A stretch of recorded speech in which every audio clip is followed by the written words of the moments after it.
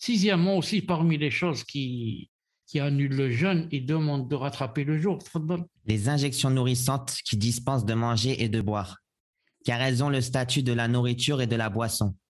C'est la parole du Cheikh Ibn al-Uthaymin dans Majalis Shahri Ramadan, page 70, et c'est aussi la parole de Cheikh Salih al-Fawzan. Donc, d'après Cheikh Ibn Uthaymin, et on va voir qu'il est revenu sur cette parole, et toujours d'après le Cheikh, Cheikh Salih al-Fawzan, que les injections qui servent de nourriture et qui dispensent la personne de manger et de boire annulent le jeûne et on rattrape.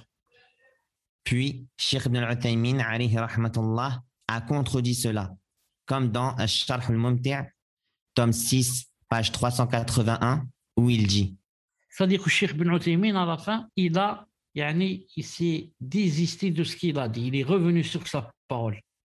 Mais Cheikh Fawzan n'est pas revenu, que comme quoi les injections nourrissantes annulent. Mais Ibn Uthaymin est revenu sur sa parole dans Sharh al-Mumti'. Il a expliqué pourquoi.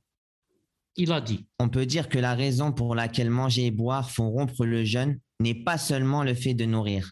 Plutôt, la raison peut être constituée à la fois du fait de nourrir et aussi du plaisir de manger et boire. Cela peut être prouvé par le fait que le malade, quand il est nourri via les injections durant des jours, éprouve toujours l'envie pressante de nourriture.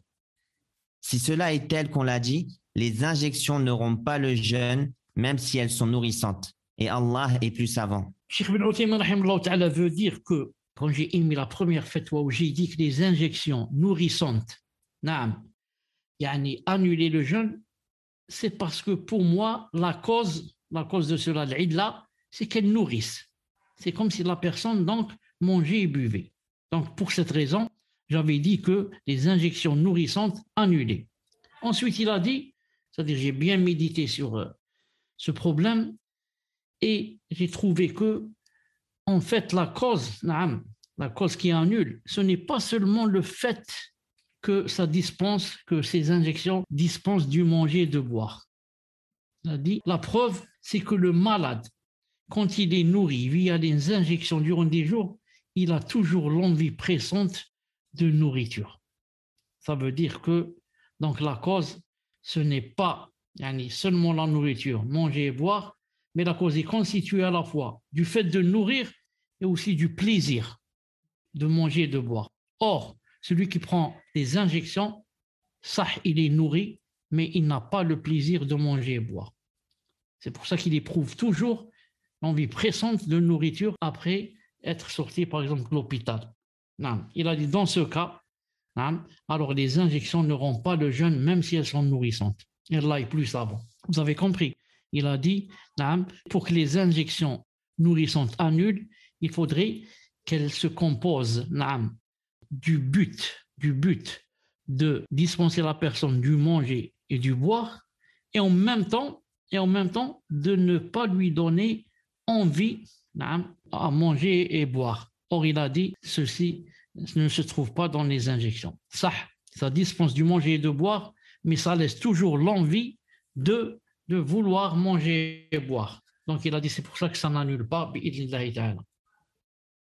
Quant aux injections qui ne compensent pas la nourriture et la boisson, mais qui sont destinées au traitement, comme la pénicilline, l'insuline ou pour la stimulation du corps, ou les injections de vaccins, elles n'affectent pas le jeûne, qu'elles soient intramusculaires ou intraveineuses. Fatawa Mohammed bin Ibrahim, tome 4, page 189.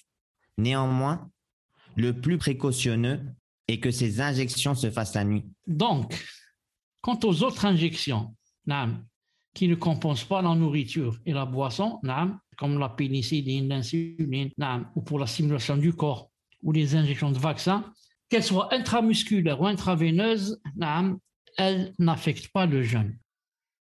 Mais le mieux, ou l'ahwat, c'est de les faire la nuit si c'est possible.